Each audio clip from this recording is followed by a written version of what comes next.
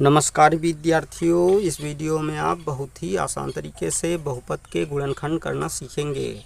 तो विद्यार्थियों, यहाँ पर दिया हुआ द्विघात बहुपद कुछ इस प्रकार है 12x² माइनस 25x प्लस 12।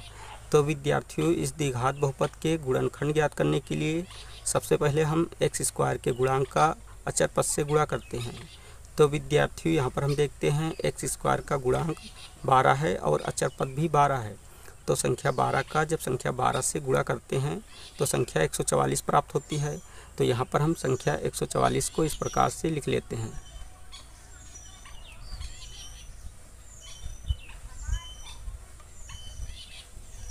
अब करना यह होता है कि संख्या 144 को दो ऐसे गुणनखंडों में ब्रेक करते हैं कि इन दोनों गुणनखंडों का जब आपस में गुणा करें तो हमें संख्या 144 प्राप्त हो।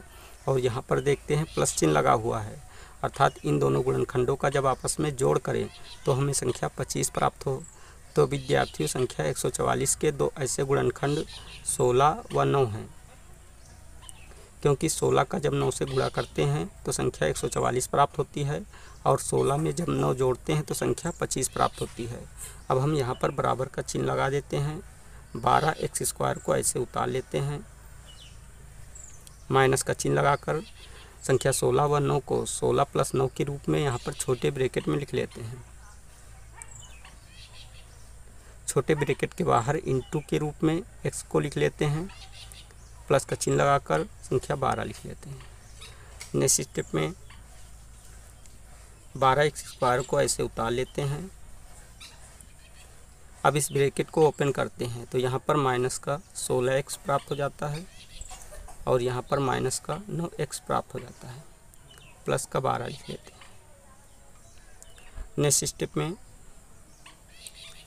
12x² को हम 4x गुणे 3x के रूप में लिख लेते हैं, माइनस इसी तरह 16x को हम 4x गुणे 4 के रूप में लिख लेते हैं, माइनस इसी तरह 9x को हम 3x गुणे 3 के रूप में लिख लेते हैं, प्लस संख्या 12 को हम 4 गुणे 3 के रूप में लिख लेते हैं।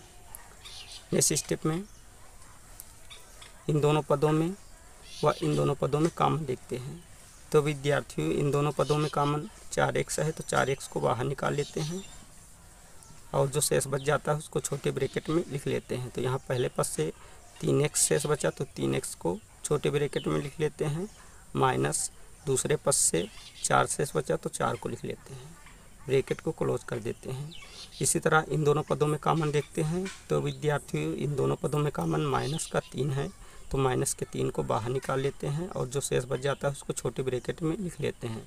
तो पहले पद से 3x बचा शेष तो 3x लिख लेते हैं, माइनस दूसरे पद से 4 शेष बचा तो 4 को लिख लेते हैं, ब्रैकेट को क्लोज कर देते हैं।